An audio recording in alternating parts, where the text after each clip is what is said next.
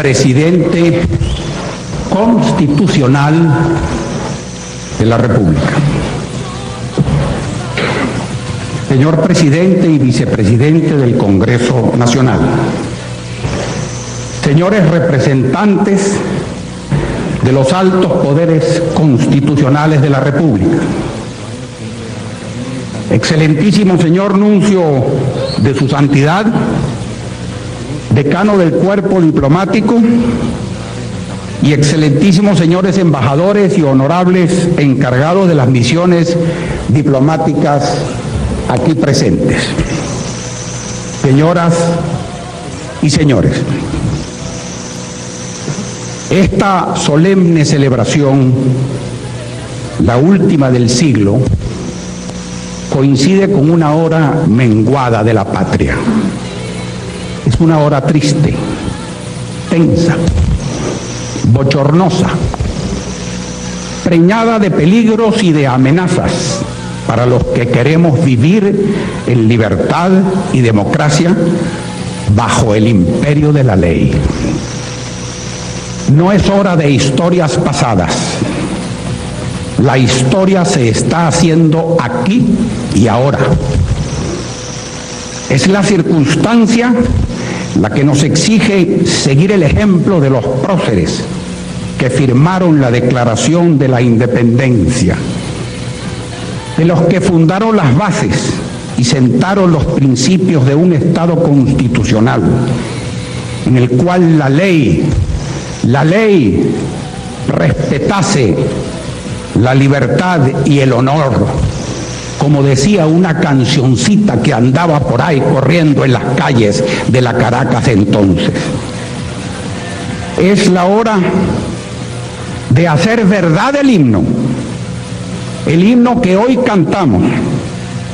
Es hora de hacer como ellos, no de hablar de ellos, porque si no, seguiremos cantando que el vil egoísmo otra vez triunfa.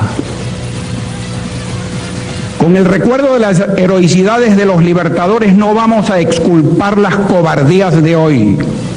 Así no aprenderemos las lecciones que con el sacrificio de sus vidas nos dieron quienes firmaron el acta que acaba de ser leída. Con esa retórica apenas lograríamos anestesiarnos del dolor de las verdades que hoy nos abochornan y que nos han traído donde estamos.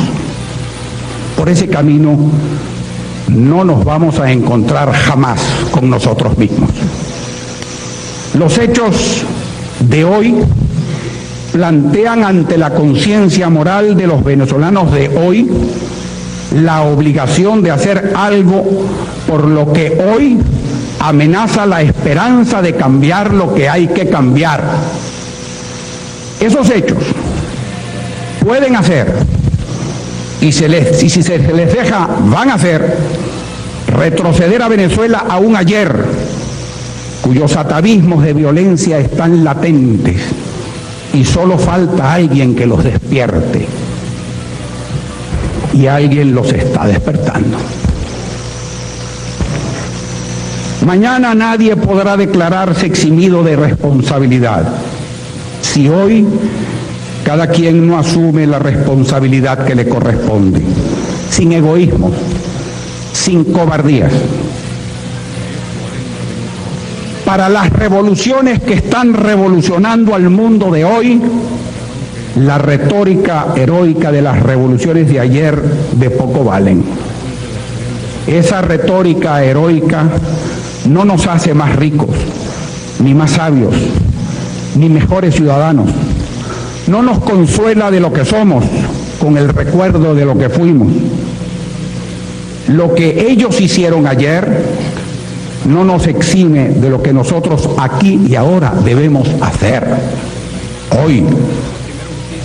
La valentía que vale en el mundo del siglo XXI no es la valentía del asaltante temerario, es la valentía del saber, la valentía del trabajo, la valentía del dominio de una tecnología que ha cambiado al mundo en los últimos años más que todos los cambios del milenio que concluye, y que va a cambiar la dinámica política de las sociedades humanas a extremos que la imaginación no alcanza a imaginar. Esa debe ser la valentía de los venezolanos, que tienen que ser valientes en el siglo XXI. Para ellos, para los venezolanos de mañana, los venezolanos de hoy y ahora, que tenemos alguna responsabilidad, debemos tener hoy y ahora el valor y la decisión que se necesita para enfrentarse a la orgía de insensatez demencial que nos empuja hacia atrás, que nos lleva a desandar caminos andados, que nos induce a repetir errores cometidos.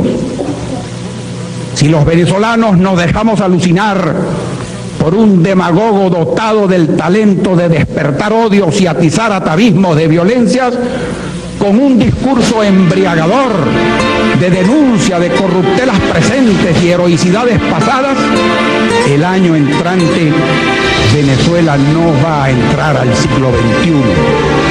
Se quedará rezagada en lo peor del siglo XX o retornará a lo peor del siglo XIX.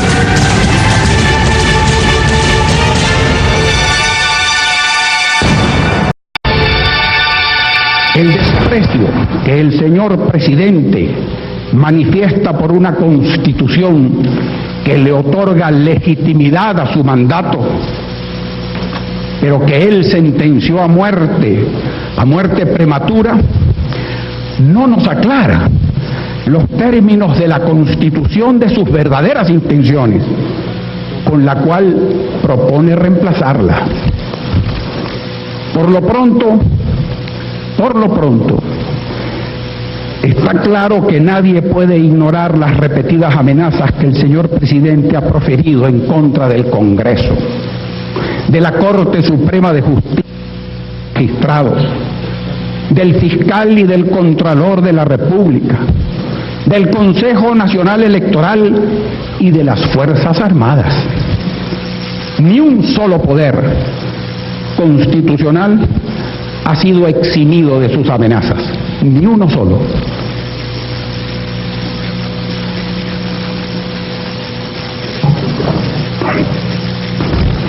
Y no es que la imagen que el país tiene de esos poderes sea inmerecida, no. Si hemos llegado a una situación en la cual esas amenazas se profieren sin que el país se ponga de pie para protestarlas, por algo es. Pero estas no son las amenazas de un reformador de algo que se niegue tercamente a ser reformado. No, son los anuncios de un destructor. El señor presidente amenazó a la Corte Suprema de Justicia con lanzar a sus seguidores a la calle a manifestar en su contra si decidía un recurso interpuesto en forma que él consideraba contraria al pueblo. Y no pasó nada. Un pueblo en cuyo nombre dice hablar y del cual alega haber recibido. Yo llamo al orden al orador en virtud de que el señor presidente de la República y quienes estamos acá en la celebración de esta fecha patria no hemos venido a escuchar sus insultos contra el presidente de la República.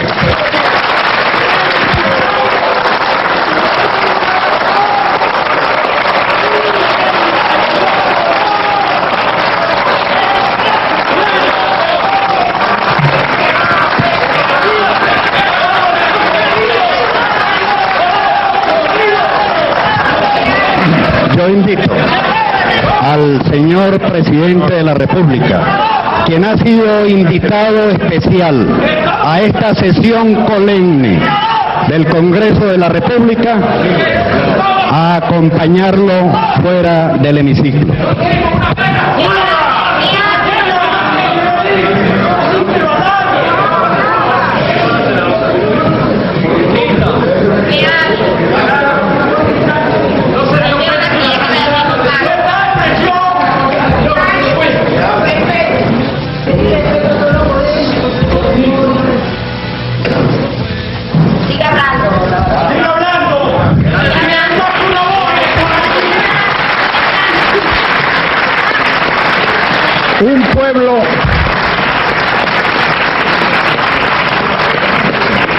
Un pueblo en cuyo nombre el señor presidente dice hablar y del cual alega haber recibido un mandato de poder absoluto, dictatorial. Así lo consignó por escrito en una memorable carta enviada a los magistrados de la Corte Suprema de Justicia. En esa carta, el presidente reclamó para sí la exclusividad en la conducción del Estado. El señor presidente cree sinceramente,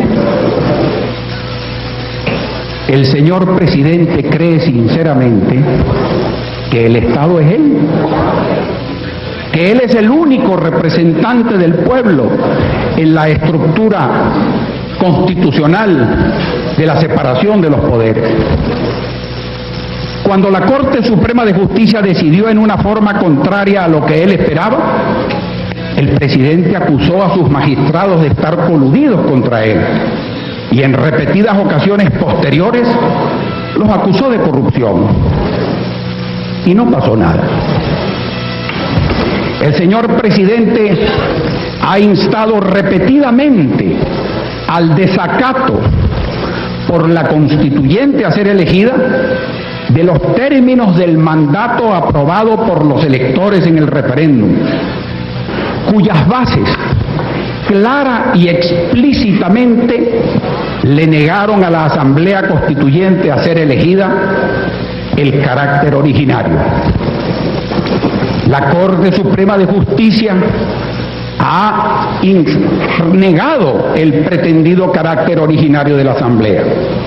Sin embargo, el señor presidente ha afirmado y ha reafirmado repetidamente que la Asamblea Constituyente va a disolver los poderes, va a destituir a los diputados y senadores, va a destituir a los gobernadores de los estados, tan legítimamente elegidos como él, va a destituir a los magistrados de la Corte Suprema de Justicia y a todos los jueces, y va a nombrar a sus sustitutos porque alega que su origen está viciado, y que esa Asamblea va a derogar, va a modificar, va a hacer leyes, todo antes de aprobar la Constitución y antes de que esta Constitución sea ratificada por el pueblo en un referéndum.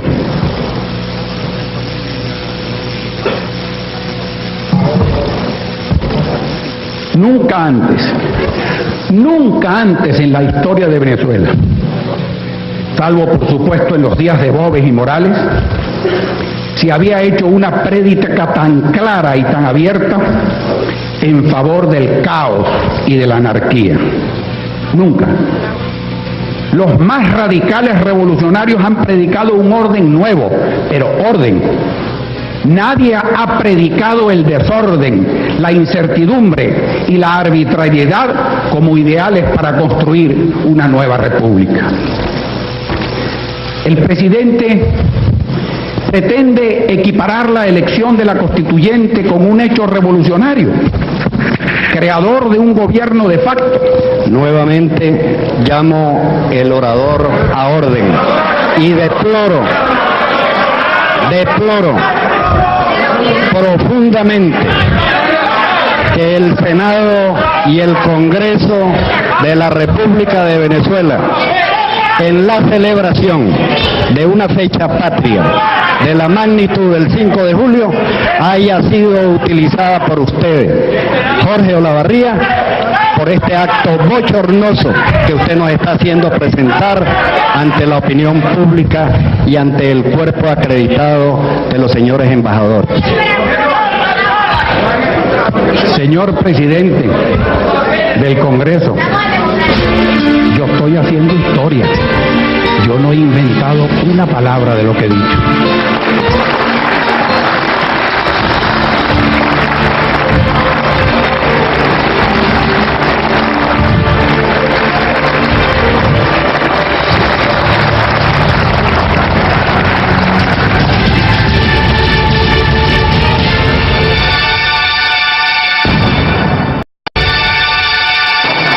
presidente, repito, pretende equiparar la elección de la constituyente con un hecho revolucionario, creador de un gobierno de facto. Estamos ante la necesidad de desvelar un enorme engaño que nos está invitando a elegir no a unos representantes encargados de hacer una nueva constitución, a elegir a unos dictadores tumultuarios que amenazan abrir juicios populares a todo lo que ellos califiquen como corrupto, juicios en los cuales los principios cardinales del derecho que le han costado 2 milenios a la humanidad consagrar como derechos intangibles sean reemplazados por el trágico eufemismo de la justicia popular, que nunca, jamás ha sido justicia y que siempre, siempre ha terminado masacrando al pueblo en cuyo nombre dice hablar.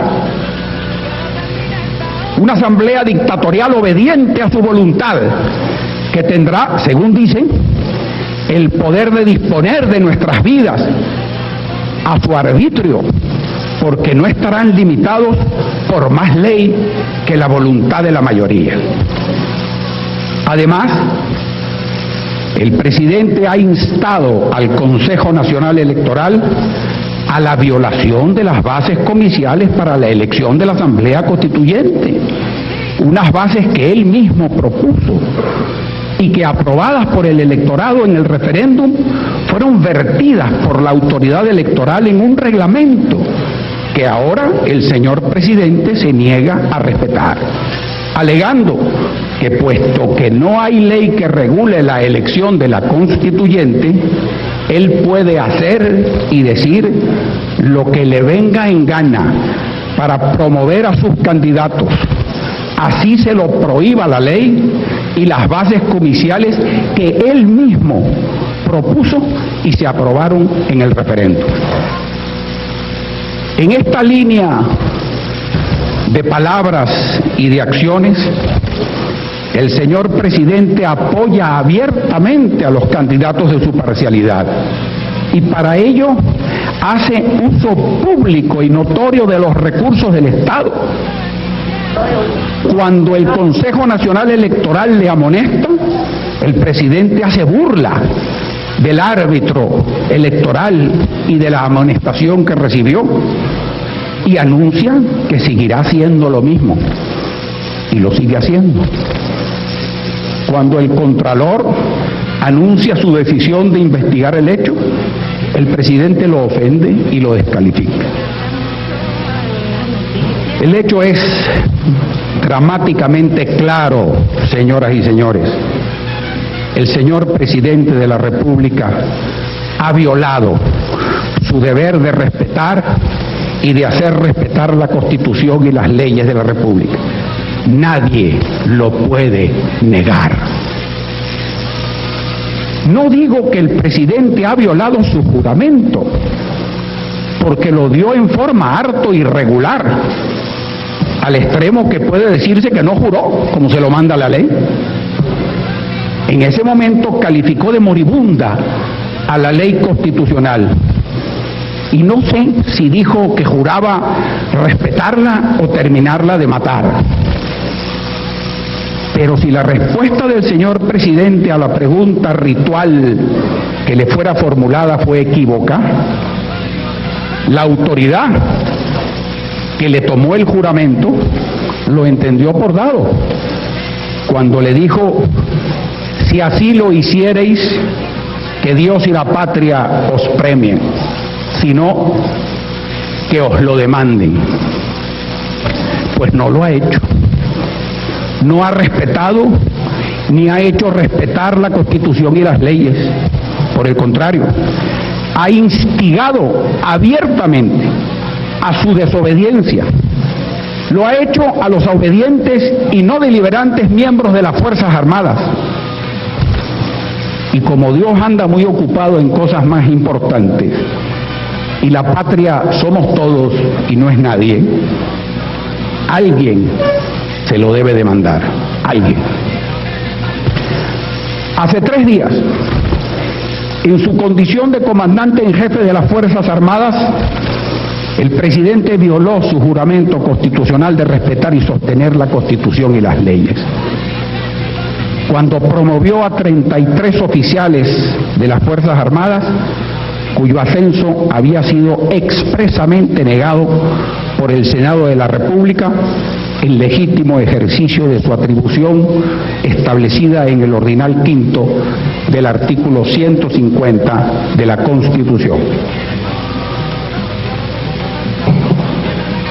Además de esto, que es obvio, y que debe producir acciones inmediatas por parte de quienes están obligados a tomarlas, lo que el presidente Hugo Chávez está haciendo con las Fuerzas Armadas, legal, paralegal, metalegal o ilegal, va a llevar a la destrucción de una de las instituciones de mayor prestigio de la sociedad venezolana. Una institución cuyo nivel de profesionalismo había costado muchos años y muchos esfuerzos llegar a este lugar en donde estaba. La atribución del Senado, ejercida en sintonía con lo que las instancias de evaluación interna de las Fuerzas Armadas habían decidido en relación a los oficiales cuyo ascenso negó, no la inventaron los que el presidente Chávez llama cúpulas corruptas de los partidos, obedientes y no deliberantes. Usted agrega nuevamente un bochorno más al Congreso de la República de Venezuela y a quienes hemos acudido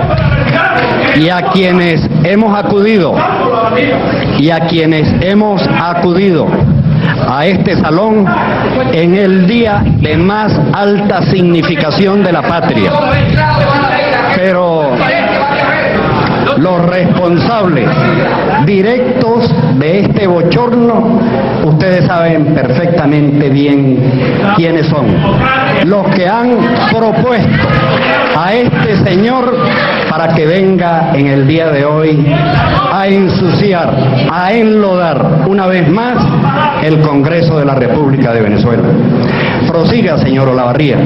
Señor presidente, déjeme ilustrarlo, que el primero que propuso y lo introdujo en la Constitución que presentó al Congreso de Angostura la facultad del Senado de autorizar los ascensos fue Simón Bolívar.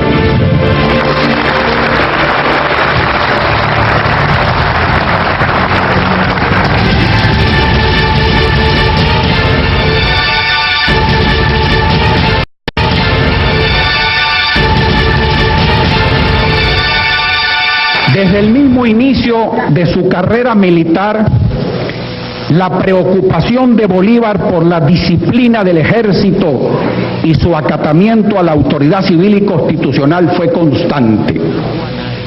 En 1813, después de la exitosa campaña guerrillera del Magdalena y de haber tomado Cúcuta, Bolívar se vio impedido de pasar a Venezuela por la actitud del coronel Castillo, a quien se le había nombrado como su segundo, y quien alegaba que Bolívar no podía legalmente llevar las tropas granadinas más allá de la frontera.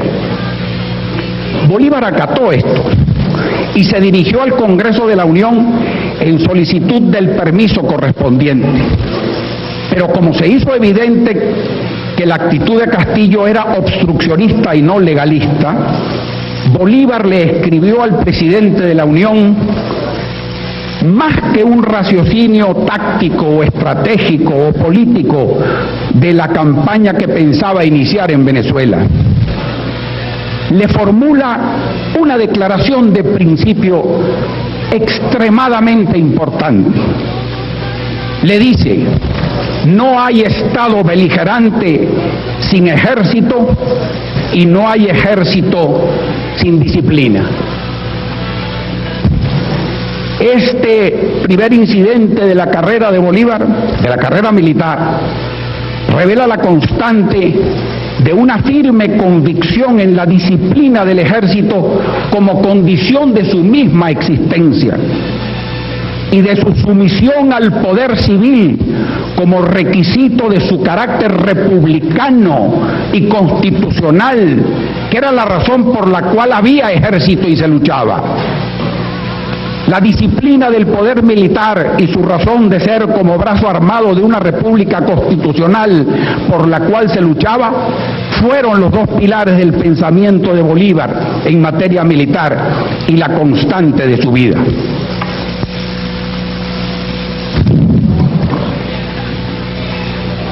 Tras la conquista de Angostura y la instalación del Congreso en 1819, Bolívar presentó el proyecto de Constitución, en el cual, por primera vez en la historia constitucional de Venezuela, se le atribuyó al Senado la facultad de aprobar los ascensos militares en estos términos.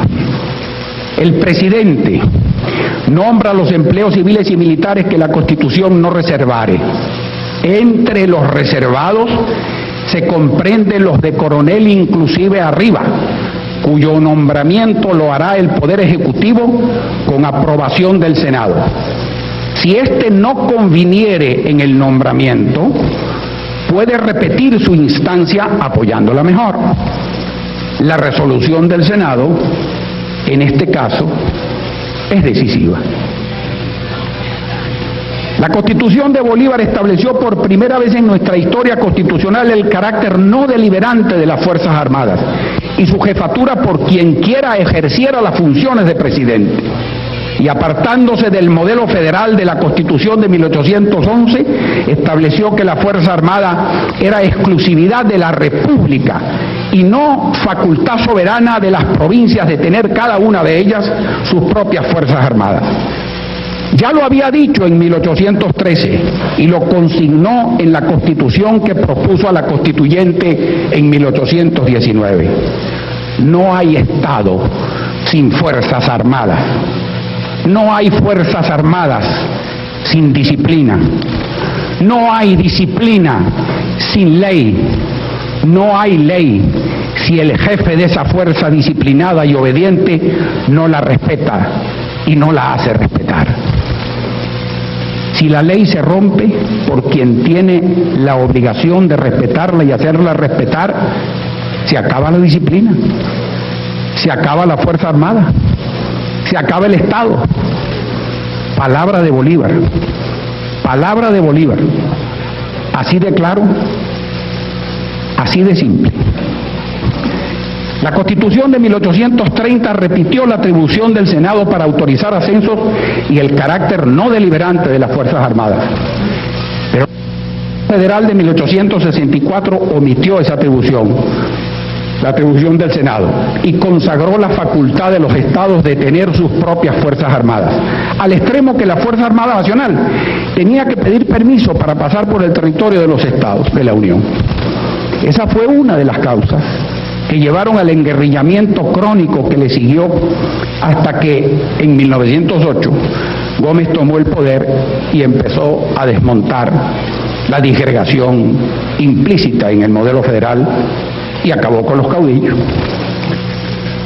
Y esa fue la razón de la proliferación de rangos militares otorgados por el mariscal Falcón y por los presidentes que le siguieron, por lo cual, para los fines del siglo pasado, Venezuela tenía más generales y coroneles que soldados y no tenía ejército. Los ejércitos de entonces eran los partidos de entonces, eran partidos armados, eran fuerzas de ocupación al servicio de Guzmán Blanco o de Crespo, pero no de la nación y mucho menos de sus instituciones. Llegar a eso, un ejército permanente institucional, parecía entonces una quimera.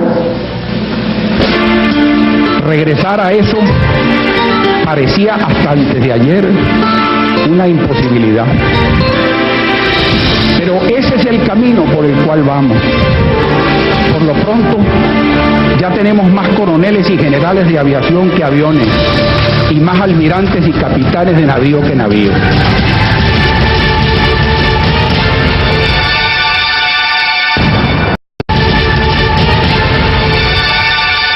La creación de un ejército profesional permanente y nacional se inició a comienzos de siglo. Cuando Gómez apartó a Castro del poder, inició con energía y con decisión la integración de las viejas montoneras del siglo pasado en un ejército homogéneo, tecnificado y moderno.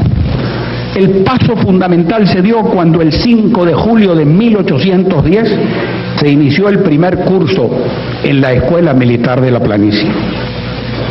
Algunos de los responsables visibles de este proceso confuso se conocen.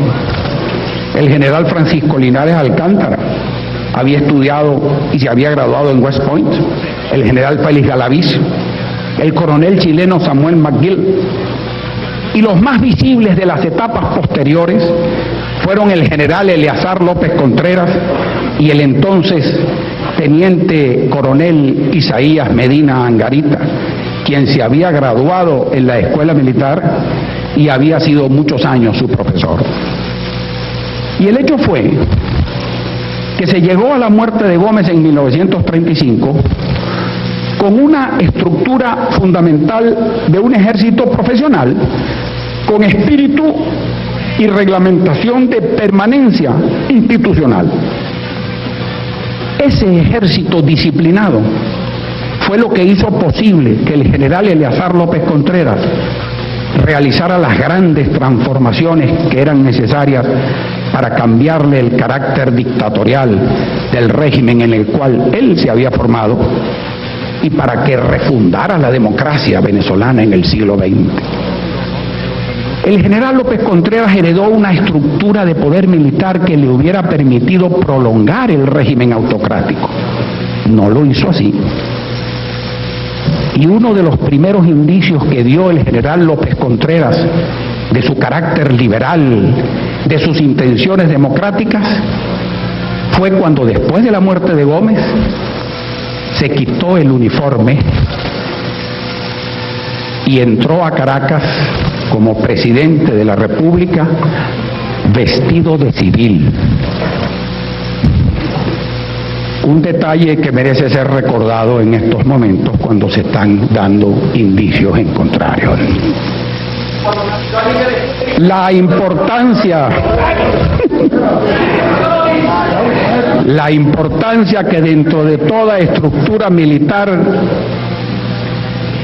La importancia que dentro de toda estructura militar, tienen procedimientos institucionalizados de ascenso que alejen lo más posible la discrecionalidad en la calificación de los méritos. Repito, la importancia que dentro de toda estructura militar tienen los procedimientos institucionalizados de ascenso que alejen lo más posible la discrecionalidad y la calificación de los méritos, se pone de manifiesto con un incidente, un detalle interesante. Ese detalle es que una de las principales razones que alegaron los oficiales que formaban la Unión Militar Patriótica, la logia que conspiraba para derrocar a Medina, para conspirar y para derrocar a Medina, era que el general Medina se había negado a retirar del ejército a los viejos generales Prato, Ardila y Matute, que los oficiales de escuela llamaban tropo de piedra, y cuya prolongada permanencia ellos, los oficiales jóvenes, veían como bloqueando su carrera. La Constitución de 1947 fue la primera que consignó lo que puede llamarse la doctrina militar del Estado democrático. Esa doctrina, paradójicamente, fue inspirada y colocada en esa Constitución por los oficiales que derrocaron a Medina Angarita, pero lo hicieron por especialísima influencia de la mentalidad y de la manera de pensar del entonces ministro de la Defensa, teniente coronel Carlos Delgado Salvo, quien en 1946 expresó públicamente su convicción de que las Fuerzas Armadas venezolanas debían ser obedientes, no deliberantes, apolíticas institucionales y profesionales. Esos principios se consagraron en el capítulo 3 del título 4 de esa Constitución, que estableció que las Fuerzas Armadas eran, cito, apolítica, esencialmente profesional, obediente y no deliberante, organizada para garantizar la defensa nacional, mantener la estabilidad interna y respaldar el cumplimiento de la Constitución y de las leyes. Al principio de la impersonalidad de la institución armada al servicio de la nación, al principio de la exclusividad de las funciones militares incompatibles con otras funciones políticas, y después de ratificar el principio muy antiguo de que la autoridad jerárquica suprema de las Fuerzas Armadas es el presidente de la República, se sumaron los avances que habían sido logrados en el gobierno de Gómez, como eran la exclusividad y el monopolio del poder nacional para mantener fuerzas armadas y poseer armas de guerra. El apoliticismo de las Fuerzas Armadas quedó sentado claramente en el artículo 99 de esa Constitución, y los mecanismos institucionales y legales y no discrecionales de ascenso recibieron jerarquía constitucional al establecerse en el artículo 101 que los grados militares solo podrán obtenerse conforme a la ley, ratificando el principio bolivariano de la atribución al Senado de autorizar los ascensos. La doctrina militar del Estado democrático quedó muy bien consignada en la Constitución de 1961. En su artículo 132, que establece con admirable elocuencia que las Fuerzas Armadas forman una institución apolítica, obediente y no deliberante, organizada por el Estado para asegurar la defensa nacional, la estabilidad de las instituciones democráticas y el respeto a la Constitución y las leyes, estableciendo que el acatamiento de las Fuerzas Armadas a la ley, está por encima de cualquier otra obligación, reafirmando que están al servicio de la República y en ningún caso al de una persona o parcialidad política. Personalmente yo pienso que el carácter no deliberante de las Fuerzas Armadas es indispensable para el mantenimiento de su disciplina. Y esa disciplina es indispensable para la estabilidad de cualquier orden de gobierno, democrático o no. Pero aunque no pensara así, el hecho es que hoy la Constitución y la ley orgánica de las Fuerzas Armadas vigentes así lo mandan. Las Fuerzas Armadas no son deliberantes. El mero anuncio del presidente Chávez de convocar a una asamblea militar para que los militares le hablen al país es otra violación a la ley y a la Constitución.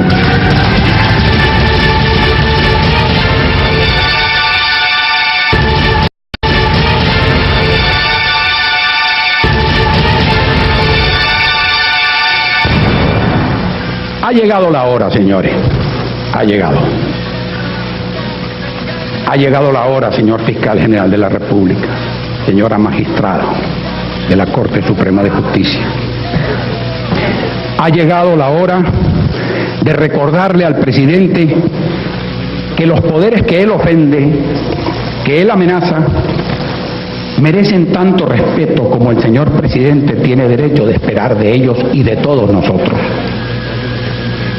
Pero esos poderes, además de ser acreedores del respeto, tienen un poder y unas facultades positivas que el presidente no debe desconocer ni menospreciar. El artículo 192 de la Constitución establece: el presidente de la República es responsable de sus actos de conformidad con esta Constitución y estas leyes.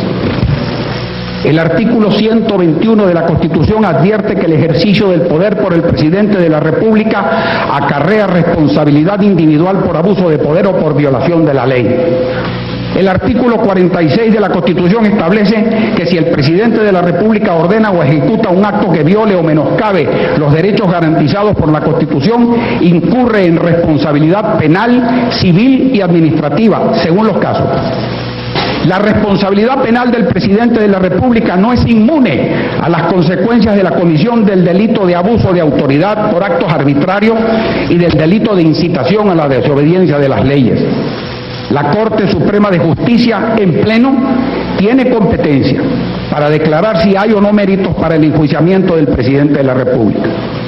La ley establece que la acusación del presidente de la República ante la Corte Suprema de Justicia es derecho de cualquier ciudadano.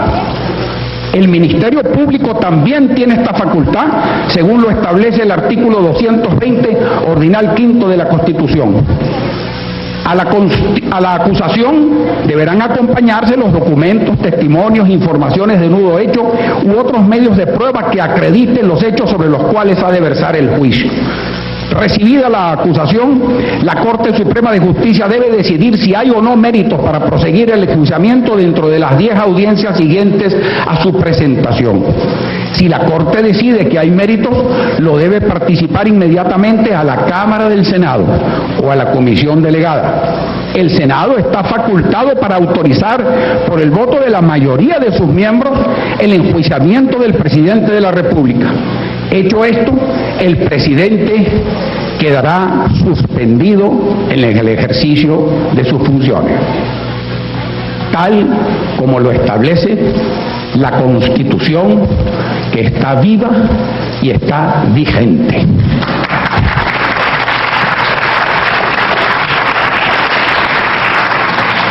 El presidente ha dicho reiteradamente que no le importa que lo enjuicien.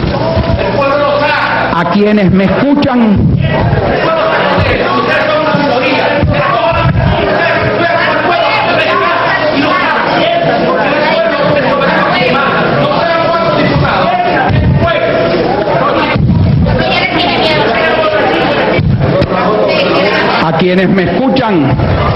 y a quienes no me quieren escuchar,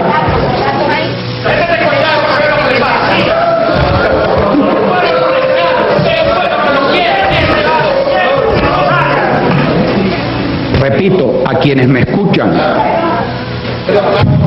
y a quienes les compete hacerlo, debe importarles. Si no lo hacen, no será por falta de causales.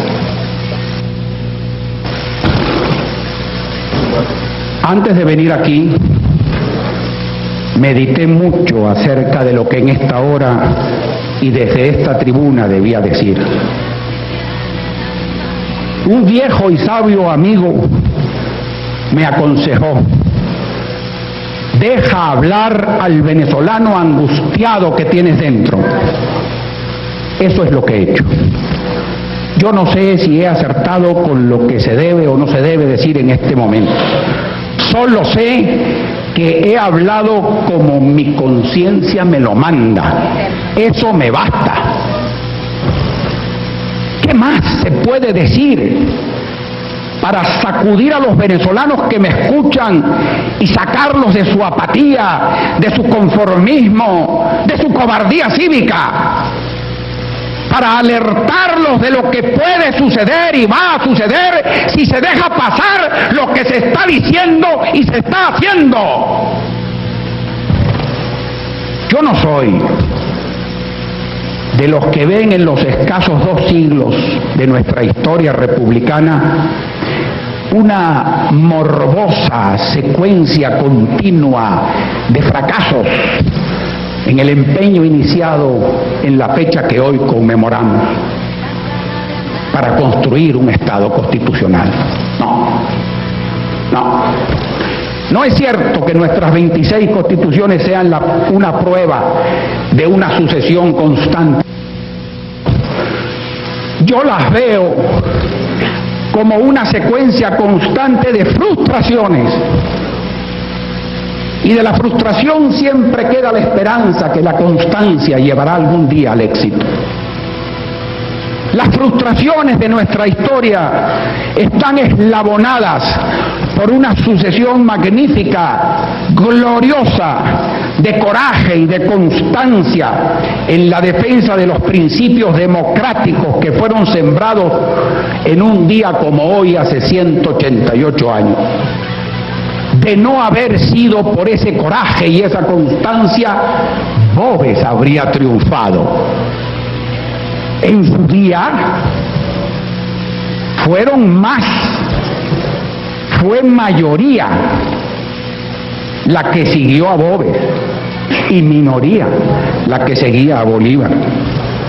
Pero para nuestra fortuna, no todos los venezolanos de entonces se hicieron soldados de Boves, y no todos los venezolanos de hoy son como los que ayer siguieron a Boves.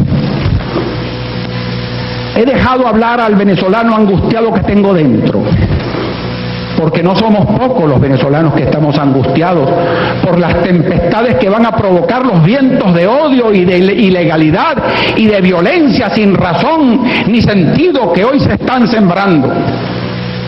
Es a esos venezolanos angustiados a los cuales le he hablado para ver si encuentro en ellos alguna empatía de mi angustia. Pero no es por ellos ni para ellos que he hablado. He hablado por mis hijos, por mis nietos, por los hijos y los nietos de todos los que tienen hijos y nietos. Por ellos he hablado. Ellos son los que van a vivir en la Venezuela del próximo siglo. Ellos son los que van a tener que pagar y que cargar lo que hoy hagamos o dejemos de hacer para detener o para dejar pasar lo que tanto daño amenaza. Mañana, mis hijos y mis nietos no me podrán reclamar el no haber dicho lo que debía decir cuando pude y debí decirlo. Ya lo dije, yo cumplí, ahora les toca a ustedes.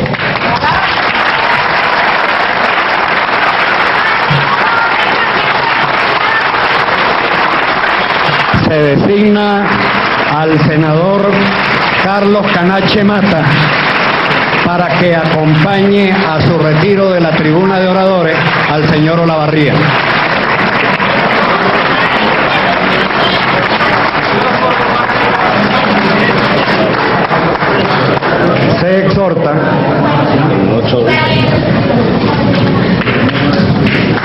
Se exhorta a la comisión anteriormente designada a acompañar al ciudadano presidente de la República, Hugo Rafael Chávez Frías, a su retiro del hemiciclo.